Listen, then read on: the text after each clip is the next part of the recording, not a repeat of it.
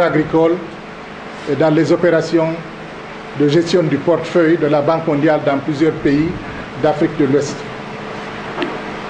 J'ai passé 6 ans en Côte d'Ivoire au niveau de la mission résidente de la Banque mondiale, mission qui couvrait tous les aspects de développement agricole et développement rural en Afrique de l'Ouest. Durant cette période, j'ai vu comment la Côte d'Ivoire a évolué, j'ai vu comment son agriculture a évolué. J'étais partenaire dans l'élaboration des programmes de développement cotonnier de la CIDT, partenaire dans les programmes de caféiculture, de palmier à huile, partenaire dans le développement des programmes pour le nord-est de la Côte d'Ivoire en matière de culture vivrière. J'ai été responsable des programmes de la Banque mondiale pour le Togo et le Bénin, couvrant donc tous les secteurs, depuis l'énergie, l'agriculture, les transports et autres. J'ai passé 2 ans comme conseiller du président Soglo au Bénin pour mettre en place et exécuter un programme de développement des infrastructures de base pour le Bénin. Je suis revenu en Guinée ici depuis 1998. D'abord comme conseiller au niveau de la primature pendant 3 mois, après quoi j'ai vu que je perdais mon temps et la Banque mondiale m'a commis à la préparation d'un grand programme que vous connaissez tous ici, le programme d'appui aux communautés villageoises.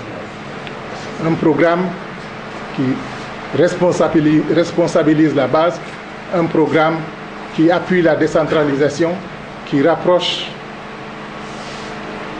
les points décisionnels de la base. Donc, je pense que, ayant participé dans toutes ces activités, j'ai quand même appris quelque chose. J'ai appris à être à l'écoute des paysans. J'ai appris à être à l'écoute de la population pour trouver ensemble les solutions qu'il faut. J'ai appris qu'il faut être participatif. J'ai appris qu'il faut s'appuyer sur les acteurs de développement à la base si nous voulons faire sortir nos pays de la pauvreté.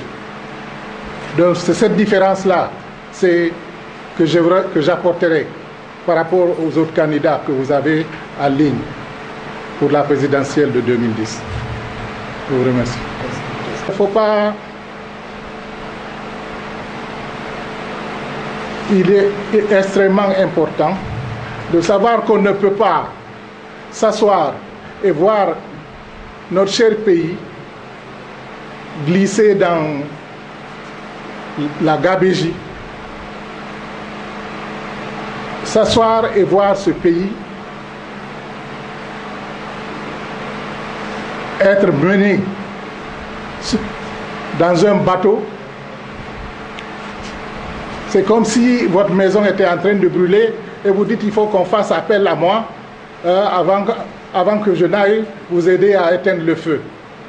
Donc c'est très simple. Aucun Guinéen ne peut rester insensible aux difficultés que notre pays vit.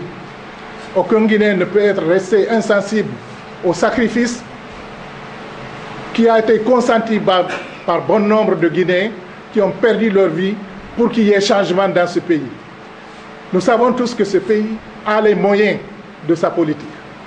Ces moyens-là, il faut pouvoir les utiliser correctement. Et aucun Guinéen ne peut s'asseoir aujourd'hui et rester indifférent quand il pense qu'il a quelque chose à apporter à l'édification de la Guinée nouvelle. Et c'est ce qui m'a motivé et ce qui a motivé tous les cadres qui sont autour de moi.